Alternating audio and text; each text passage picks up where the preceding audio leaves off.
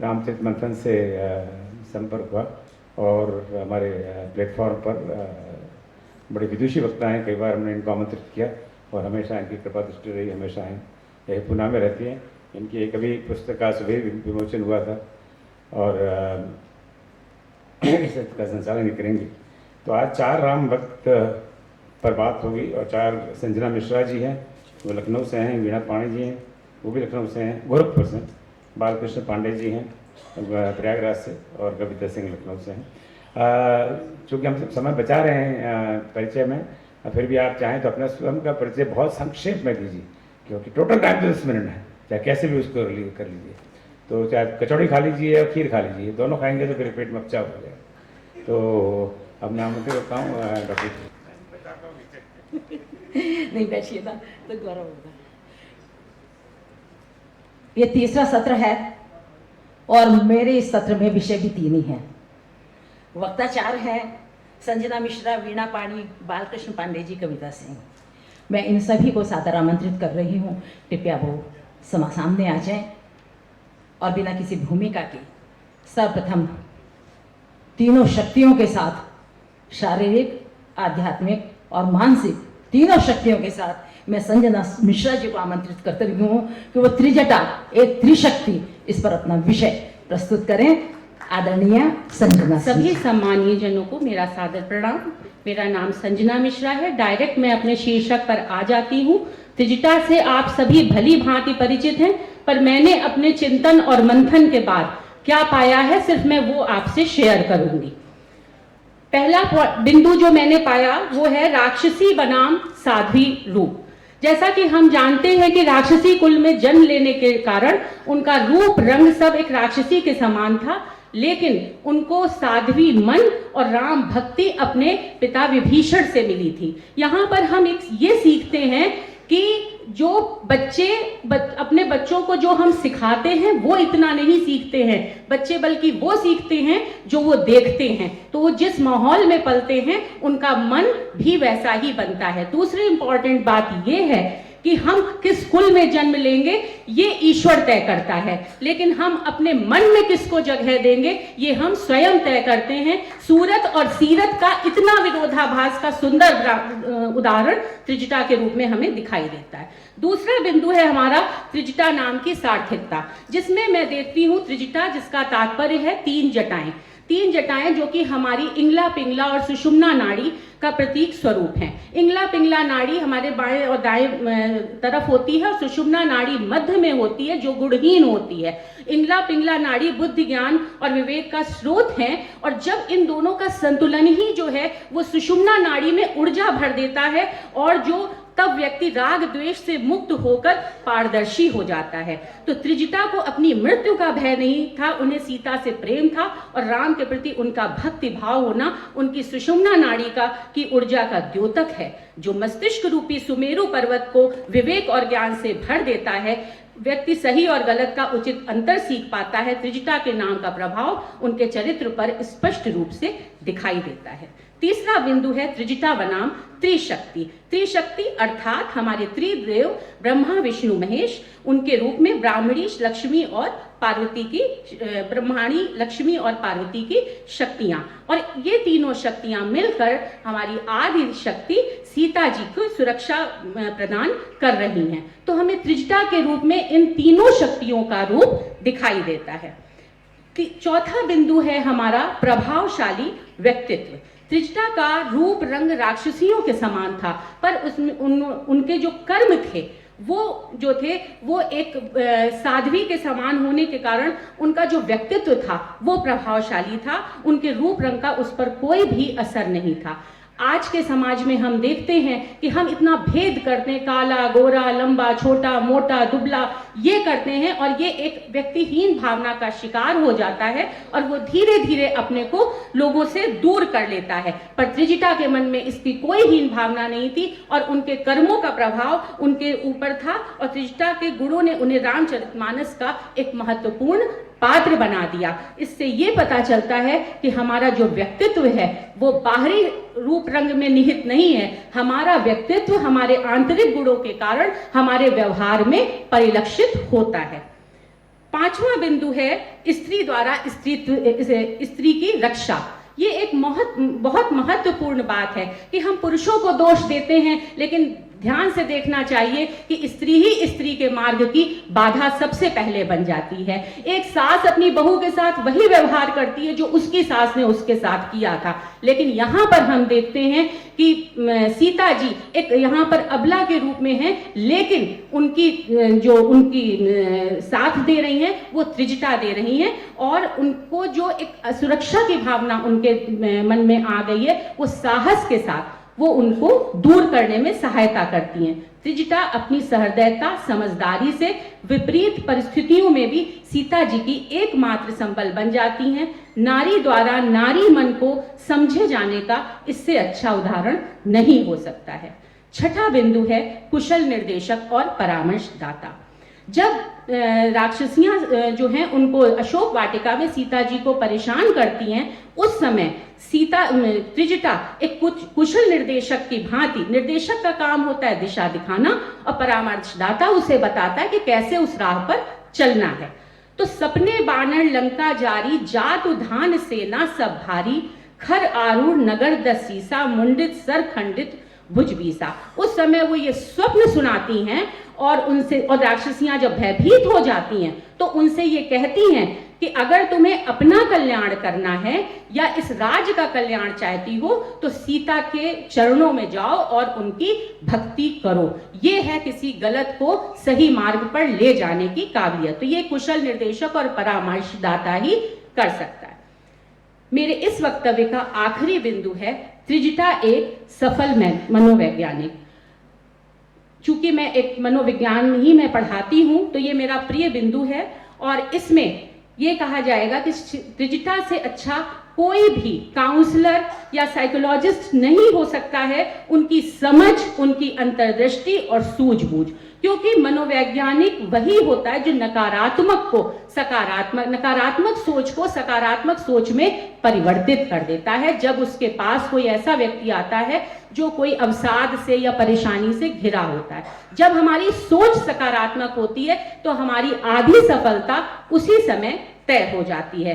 तो जब वो कहती हैं, जब सीता जी को ये लगता है कि उनका वध क्यों नहीं कर देते हैं, लंका कांड में वो कहती हैं कि त्रिजटा से कि उसके सीने में तीर मार के क्यों नहीं वध कर देते हैं, तब कहती हैं प्रभु ताते उर हतई नते ही एहिके हृदय बसति वैदेही, कि आप रावण के हृदय में बसती हैं तो वो कैसे वहां पर तीर चला सकते हैं। इसी प्रकार से विचलित होकर जब सीता जी अग्नि मांगती हैं तो वो कह देती है मैं अभी रात हो गई है, मैं दूसरे दिन दूंगी। अर्थात सुंदरी इस प्रकार वो एक कुशल मनोवैज्ञानिक की भूमिका निभाते हुए सीता जी की सोच में परिवर्तन करती हैं। यदि मनुष्य अपनी जीवन में सोच अपनी सकारात्मक बना लेता है तो उसको अपने उद्देश्य में निश्चित रूप से सफलता प्राप्त होती है।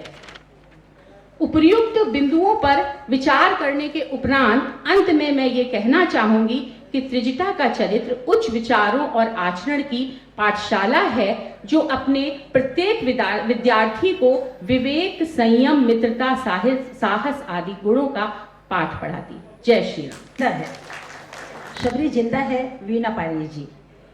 सभी उपस्थित सज्जनों का, बहनों का मैं सादर प्रणाम करती हूँ। मेरा नाम वीणा पाणी है, जैसा कि आपने अभी बताया। मैं विनीता जी से राम कुटुंब में रामायण पढ़ती हूँ। तो ये जो आज का मेरा विषय है, तो मैं सबसे पहले जिनके थ्रू यहाँ पर आई हूँ, जो रामायण केंद्र भोपाल के प्रति दत्तमस्तक हूँ और उनके प्रति अपना आभार व्यक्त करना चाहती हूँ। अब मैं अपने विषय पर आती हूँ। जैसा कि आपने बताया शबरी जिंदा है, इस संबंध में मैंने जो आर्ष ग्रंथों में या इधर उधर जो कुछ भी थोड़ा बहुत पढ़ा है, समझा है, उसको अपने अल्प बुद्धि के अनुसार आपके सामने कहने का और अपना पक्ष प्रस्तुत करने की कोशिश करती हूँ।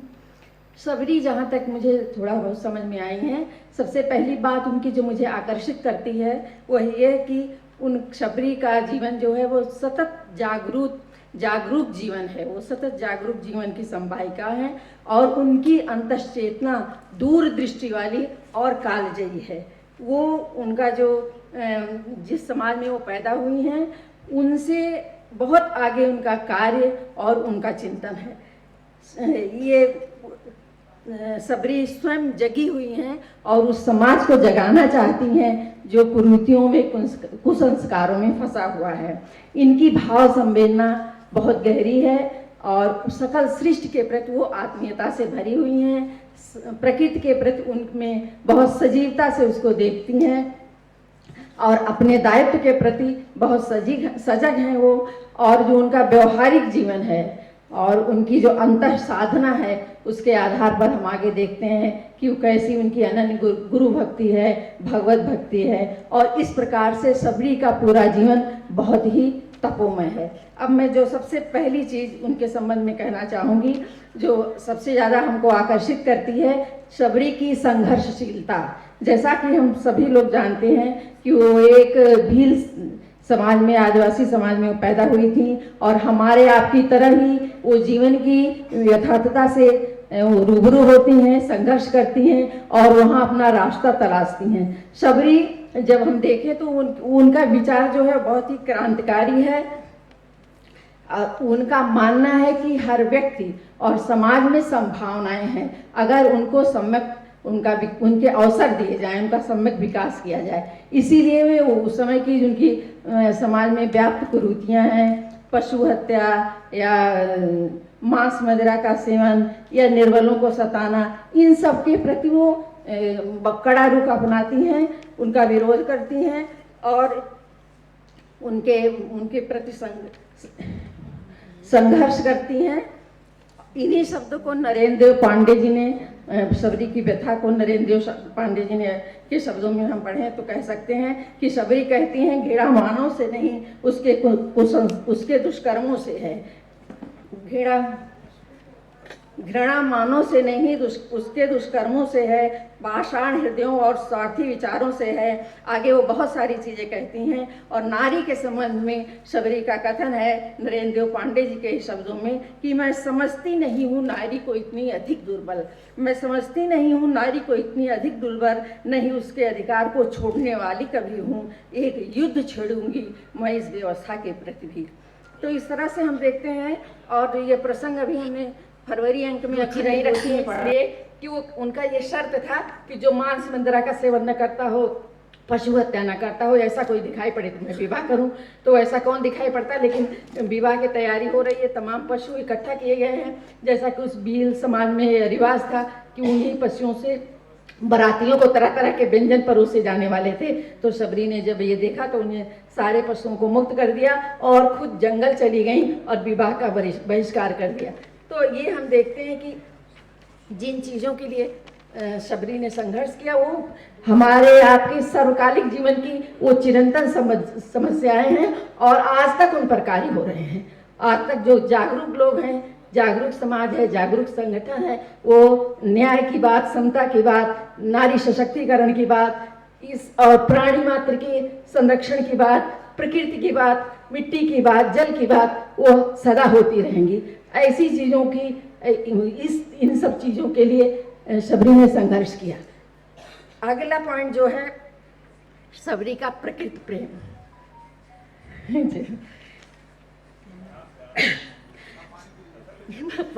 टाइम नहीं देखना है। सबरी प्रकृति के प्रति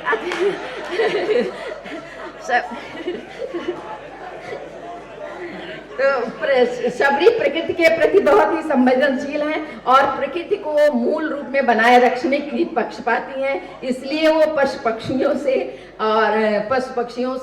पेड़ पौधों से बात करती हैं। और जैसा कि हमने पढ़ा है, जाना है कि वो बचपन में ही जब अपने घर के वातावरण से उनको बहुत घुटन होती थी तो जंगलों में निकल जाती थी, वहाँ पेड़ों के मध्य घंटों बैठी रहती थी, अपनी सुध बुध खोई और उनसे बातें करती रहती थी। और इसका एक कारण ये भी है कि हमारा ये शरीर जिस पंचतत्व से बना है उसी से प्रकृति भी बनी है और जब उसके संसर्ग में होते हैं तो हमें सहजता का अनुभव होता है, हम विश्राम में होते हैं, हम आनंद में होते हैं। तो उसी प्रकृति के मध्य सबरी ने करुणा का पाठ, प्रेम का पाठ, समता और समर्पण का पाठ और सेवा का भाव वहीं से सीखा है, प्रकृति की गोद में ही। और प्रकृति उनकी शिक्षिका भी है, प्रकृति उनकी सखी भी है और प्रकृति की गोद में ही सबरी ने आध्यात्मिक और तपस्वी जीवन की नींव भी प्रकृति के गोद में ही शबरी को मिली है।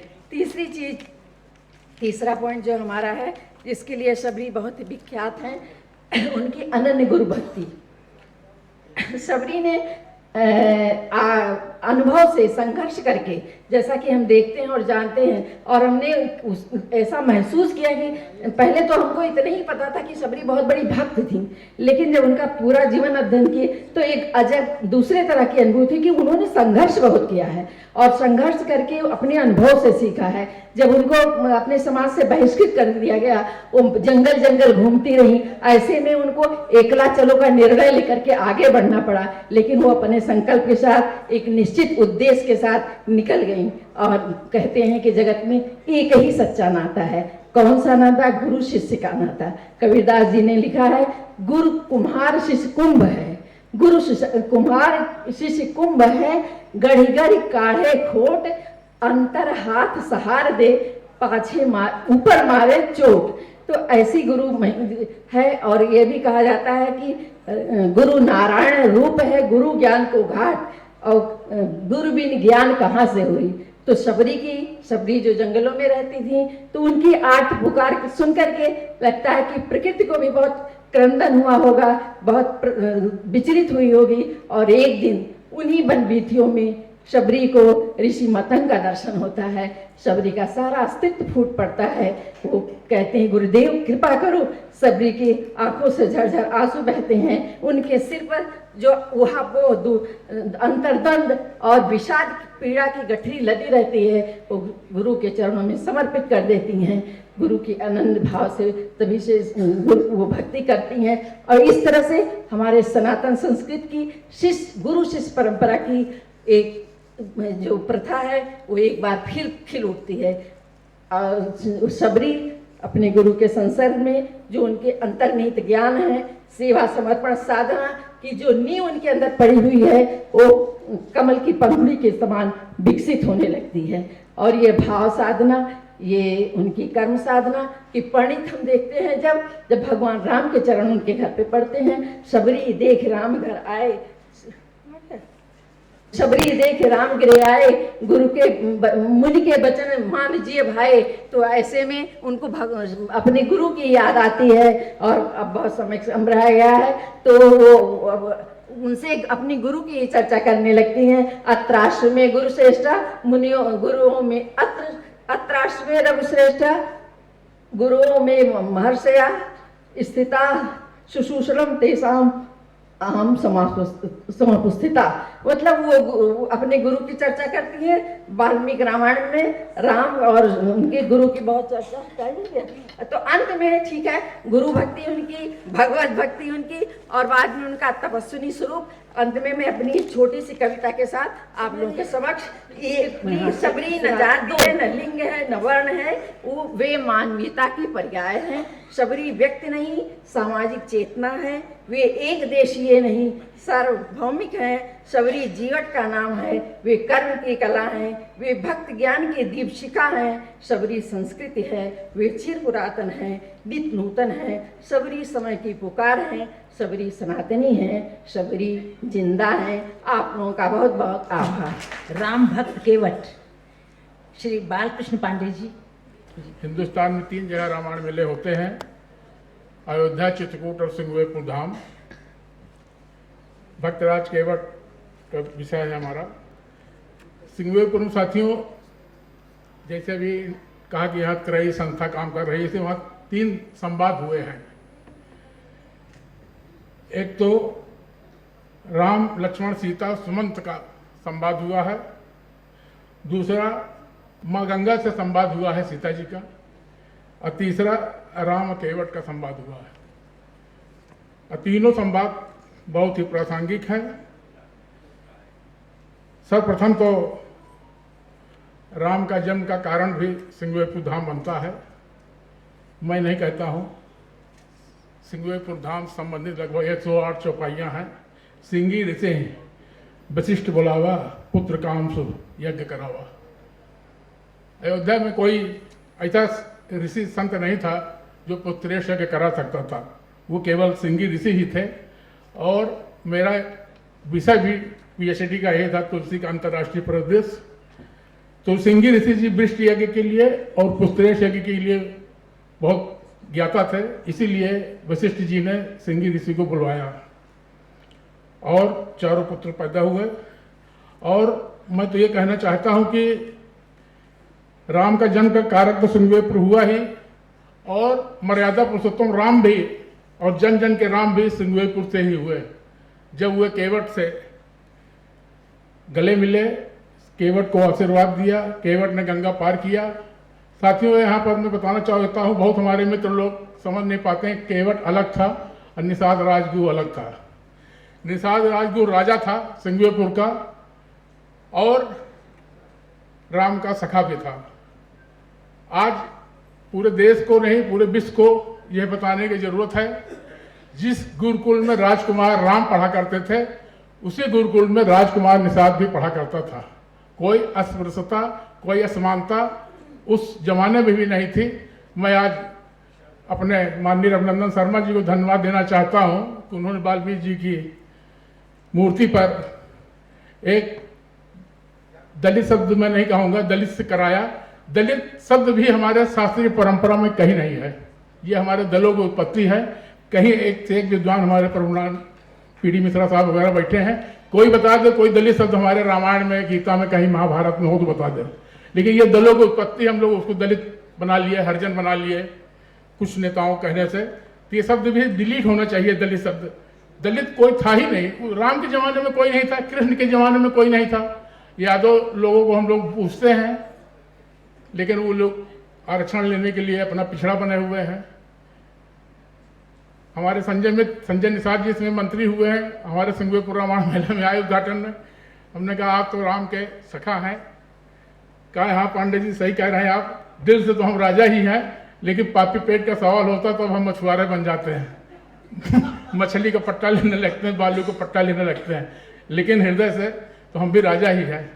तो जो पुरानी परंपरा है, और थोड़ा हम विषय से हट के बात कर रहे हैं, प्रैक्टिकल बात कर रहे हैं। बड़ा अच्छा ओम जी ने ये कार्यक्रम कराया है।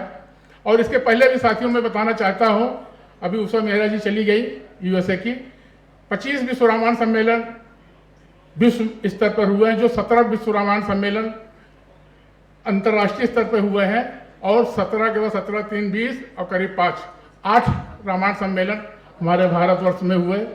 सर्वप्रथम विश्व रामायण सम्मेलन अयोध्या में हुआ। हमारे पंडित ललन प्रसाद व्यास जी थे, दिल्ली के पत्रकार भी थे, विश्व हिंदी साहित्य संस्कृत संस्था चलाते थे, और उनकी संस्था के अध्यक्ष पहले पंडित राम किंकर जी ही थे, और उसके बाद मुरारी बापू जी हुए। और उन लोग व्यास जी के देहांत के बाद उस काम को कोई आगे नहीं बढ़ाया, ये हमारे ओम जी आगे बढ़ा रहे हैं। उषा मेहरा जी बैठी हुई हैं, ये एक बार प्रयाग व्यास जी के साथ आई थी सिंगवेपुर, और प्रयाग, चित्रकूट, अयोध्या के सब दर्शन किया था। तो मुझे बहुत कमी खड़कती रहती थी कि व्यास जी नहीं है तो क्या ये आगे काम नहीं बढ़ेगा, अंतर्राष्ट्रीय स्तर पर क्या रामायण सम्मेलन नहीं होंगे। लेकिन आज ओम जी को देख कर लगा, और उनको और अच्छी टीम मिल गई है, राजेश श्रीवास्तव जी। हम थोड़ा विषय भी बोल रहे हैं, लेकिन ये प्रैक्टिकल भी बहुत जरूरी है कि ये जो संदेश राम का, ये रामायण के माध्यम से जा रहा है, अधिवेशन के माध्यम से, अभी हमारे कई IIT के छात्रों ने और विद्वान लोगों ने जो दिया है, और जो हम लोग बता रहे हैं मित्रता सबरी का और केवट का, ये सब एक इसकी एक थीम बने, एक पुस्तकाकार बने, और भारत सरकार को भी और मध्य प्रदेश सरकार को भी, अन्य सरकारों को भी जाए। और बताने मुझे कोई संतोष नहीं हो रहा है, डॉक्टर विनीता मिश्रा जी लखनऊ से आई हैं, अब राम राज्य की शुरुआत भारतवर्ष में, खासकर उत्तर प्रदेश में हो रही है। अभी हमारे योगी जी ने रामनवमी मनाने का जो है निर्देश सभी जिलाधिकारियों को दिया है, और 1-1 लाख रुपए भी उन्होंने 75 जिलों को दिया है। तो रामनवमी हम नहीं मनाएंगे तो कौन मनाएगा? विदेशी तो मनाएंगे नहीं। विदेशी में जो NRI हैं वे हमसे जुड़े हुए हैं, वे मनाते हैं। तो ये भी एक शुरुआत हमारे उत्तर प्रदेश सरकार द्वारा हुई है, अच्छी बात है। और सीता जी यहीं पर सिंगवेपुर में माँ भगवती से गंगा पूजा करके याचना करती हैं कि अगर हम अपने पति और देवर साथ कुशलतापूर्वक लौटेंगे तो फिर इसे यहाँ पर गंगा पूजन करेंगे। और जब वो लौटती हैं अपने पति और देवर के साथ लंका विजय के बाद, यहाँ पर पूजा करती है। आज मैं इस मंच के माध्यम से कहना चाहता हूँ कि इस तरह के संदेश को, जो रामायण के इस तरह के संदेश हैं, सबरी के हैं, केवट के हैं, इस तरह के संदेशों को आम जन तक पहुँचाना होगा। और हमें अगर उच्च आदर से जीवन जीना है, हमें ऐसे अधिवेशन, ऐसे महोत्सव, ऐसे मेले को आयोजन हमें करना ही होगा। धन्यवाद।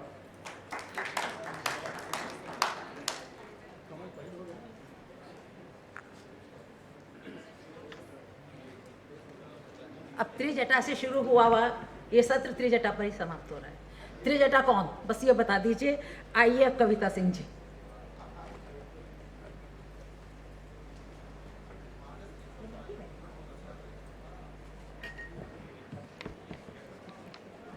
मैं कविता सिंह पात्र से संबंधित है जो यह सिद्ध करता है कि व्यक्ति चाहे जिस देश, काल या कुल में उत्पन्न हुआ हो, उसके सद्गुण उसके हर कार्यों में परिलक्षित होता है तथा आगे की पीढ़ी के लिए एक उदाहरण बन जाता है। रामायण की एक ऐसी ही विलक्षण पात्र त्रिजटा है। त्रिजटा एक व्यक्ति से अधिक अपने सद्गुणों के लिए जानी जाने वाली व्यक्तित्व है। यह पात्र आकार में जितना छोटा है, महिमा में उतना ही बड़ा है। त्रिजटा का प्रथम शब्द त्रि का प्रयोग अपने शास्त्रों में अलौकिक व्यक्तियों एवं वस्तु के लिए हुआ है। जटा शब्द का एक अर्थ उत्पन्न होना भी है, अतः त्रिजटा नाम भी श्रेष्ठ होने का प्रतीक है। त्रिजटा का जन्म एक राक्षस कुल में हुआ था जिसका प्रमुख असुरीय गुणों वाला रावण जैसा व्यक्ति तथा ऐसे काल में हुआ था जिसमें चारों तरफ अधर्म का बोलबाला था। ऐसी विपरीत परिस्थितियों में त्रिजटा का उत्तम चरित्र एवं कार्य विधि का एक दुर्लभ रचना ही कहा जा सकता है। त्रिपुरारी के अहंकारी भक्त रावण के राज्य में त्रिभुवन के स्वामी भगवान श्री राम की अर्धांगिनी माता सीता की रक्षा राक्षसनी प्रमुख त्रिजटा को सौंपा गया हो, यह भी एक सुसंयोग ही था। त्रिजटा के जन्म के बारे में कई मत हैं। एक मत के अनुसार त्रिजटा राम भक्त विभीषण की पुत्री थी। उसकी माता का नाम शर्मा था और वह लंकाधीश रावण की भातृजा थी। राक्षस उसका वंश गुण है और राम भक्ति उसका पैतृक गुण है। उसके घर में निरंतर राम कथा होती रहती थी। कुछ संत कहते हैं कि उसके सिर पर 3 जटाएं ज्ञान, भक्ति और वैराग्य की प्रतीक भी थी, इसलिए उसका नाम त्रिजटा था। सद्गुणी त्रिजटा के सद्गुणों के कारण ही उसे थाई रामायण में विनायकी तथा मलय में सृजली कहा गया है। अपने संपूर्ण चरित्र में त्रिजटा ने सीता के लिए परामर्शदात्री तथा प्राण रक्षिका का कार्य किया है। यही कारण है कि वीराकुला माँ सीता ने त्रिजटा के संबंध में माता शब्द का प्रयोग किया है। त्रिजटा संग बोली करजोरी, मात्र विपत्ति संगिनी तू मोरी। एक शुभेच्छुका के लिए माँ शब्द का प्रयोग अति समाचीन है। संपूर्ण मानस में केवल सुंदर कांड एवं लंका कांड में सीता त्रिजटा संवाद के रूप में त्रिजटा का वर्णन है, परंतु इस लघु संवाद में भी त्रिजटा के चरित्र की सारी विशेषताएं निखरती हैं। इस छोटे से वार्ता प्रसंग में भी संपूर्ण चरित्र को उद्भासित करने की क्षमता पूज्यपाद गोस्वामी तुलसीदास जी की विशेषता है। अशोक वाटिका में राक्षसियों से घिरी भयातुर माँ सीता की रक्षा के लिए त्रिजटा ने अपने बुद्धि और विवेक का जो प्रयोग किया वह अद्भुत है। वाटिका अशोक में जगत जन्मी शोक में भक्षक रक्षक बनी लीला प्रभु की। त्रिजटा अपने राक्षसियों को अपने स्वप्न का हवाला देते हुए अतिताई रावण के विनाश एवं मर्यादा पुरुषोत्तम की राम के विजय का संजीव चित्रण करती है, जिससे उनके हृदय में भय का संचार होता है और वे माँ सीता के साथ भक्षक की जगह रक्षक की भूमिका निभाती हैं। वाल्मीकि रामायण में भी त्रिजटा के बुद्धि, विवेक और चातुर्य के कुछ अंश इस प्रकार हैं। त्रिजटा कहती है, एक भयानक भय का लक्षण दिख रहा है, इसलिए तुम सब राक्षसनियों सीता को साष्टांग प्रणाम करो, जिससे वह प्रसन्न हो और आने वाले भयानक खतरे से तुम्हारी रक्षा कर सके। त्रिजटा कहती है, रावण द्वारा रचित लंका को मैंने सपने में राम के एक दूत वानर द्वारा जलते हुए देखा है। राख से भयानक लंका में सभी राक्षस शोर कर रहे हैं और चीख चिल्ला रहे हैं। रामचरितमानस में गोस्वामी तुलसीदास ने त्रिजटा को एक आदर्श नायिका के रूप में इस प्रकार वर्णित किया है। त्रिजटा नाम राक्षसी एका रामचरण रति निपुण विवेका।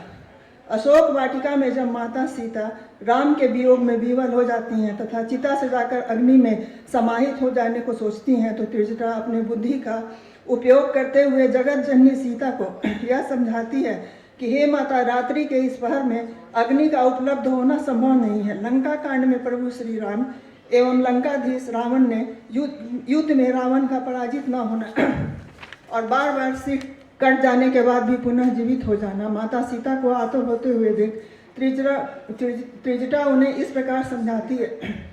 त्रिजटा कहती है, राजकुमारी सुनो, देवताओं का शत्रु रावण हृदय में बाण लगते ही मर जाएगा, परंतु प्रभु हृदय में बाण इसलिए नहीं मारते क्योंकि रावण के हृदय में आप बसती हैं और आपके हृदय में राम और राम के उदर में अनेकों भुवन हैं। हृदय में बाण लगते ही सभी भुवनों का नाश हो जाएगा। यह वचन सुनकर सीता के मन में अत्यंत हर्ष हुआ। मेवाड़ रामायण में कला चित्र द्वारा लंका युद्ध के दौरान त्रिजटा माँ सीता को स्वर्ण रथ पर बैठाकर युद्ध भूमि का दृश्य दिखाती है, जहाँ श्री राम और उनके अनुज लक्ष्मण जी जादुई सर्पों द्वारा बंधे हुए मृत्यु प्राय दिखते हैं तथा दिव्य गरुड़ के आते ही सर्पों से मुक्त हो जाते हैं। त्रिजटा का सीता के प्रति सद्भाव के कारण प्रभु श्री राम की कृपा से अगले जन्म में वह भगवान श्री कृष्ण की बहन सुभद्रा के रूप में जन्म लेती है। भारतीय सनातन संस्कृति का यह एक अनुपम उदाहरण है कि भगवान शिव की नगरी काशी में त्रिजटा देवी का मंदिर है, जहाँ देव दीपावली के दूसरे दिन त्रिजटा की पूजा बहुत धूमधाम से की जाती है। अंत में इस गीत के साथ मानस के इस अद्भुत पात्र त्रिजटा को मैं अपना श्रद्धा सुमन अर्पित करती हूँ। ये एक भोजपुरी और मैथिली में मिला जुला एक गीत है, छोटा सा। जन करो राम वियोग है जननी, जन करो राम वियोग, जन करो राम वियोग है जननी, जन करो राम वियोग। सूतल छन हम सपन एक देखल, सूतल छन हम सपन एक देखल, देखल अवध के लोग, हे जननी जन करो राम वियोग। दुई पुरुष पथ आवत देखल, दुई पुरुष पथ आवल देखल, लंका में भय घन घोर, हे जननी लंका में भय घन घोर। इसी के साथ मैं अपना खत्म करती हूँ। वीणा पानी, बालकृष्ण पांडे जी और कविता सिंह जी ने भरपूर सहयोग दिया और अनुशासन की जो परंपरा विगत कई वर्षों से हम ह्यूस्टन के रामचरित भवन से सीख रहे हैं, वहाँ के सभी कार्यक्रम में भाग लेकर उसका यहाँ हमने अच्छा प्रस्तुतिकरण देखा कि हमारे ओम गुप्ता जी का अनुशासन आज यहाँ पर लक्षित हो रहा है। तालियां हो जाए। बहुत बहुत धन्यवाद और सभी वक्ताओं का बहुत बहुत धन्यवाद। आपने तो वास्तव में बहुत समय बचा दिया। देखिए ना, करीब मैं मॉनिटर कर रहा हूँ, सिर्फ 34 मिनट में पूरा सेशन आपने समाप्त कर दिया। तो वाह वाह। तो जो आगे के सभी सत्रों की चाय के लिए 15 मिनट का विराम लेते हैं, पर उसके पहले जो आज सुबह जिस पुस्तक का विमोचन हुआ था, जिसका नाम है रामायण अध्ययन 30 दिनों में, जो भी रजिस्टर्ड डेलीगेट्स हैं वो उस पुस्तक की कॉपी आप ले जा सकते हैं, वहीं रजिस्ट्रेशन डेस्क पर मिल जाएगी आपको। तो आज कल परसों जब भी आपको सुविधा हो, और अगर ज़्यादा लोग इकट्ठे हों तो फिर आराम से बाद में लीजिएगा। तो अब हम लोग 15 मिनट का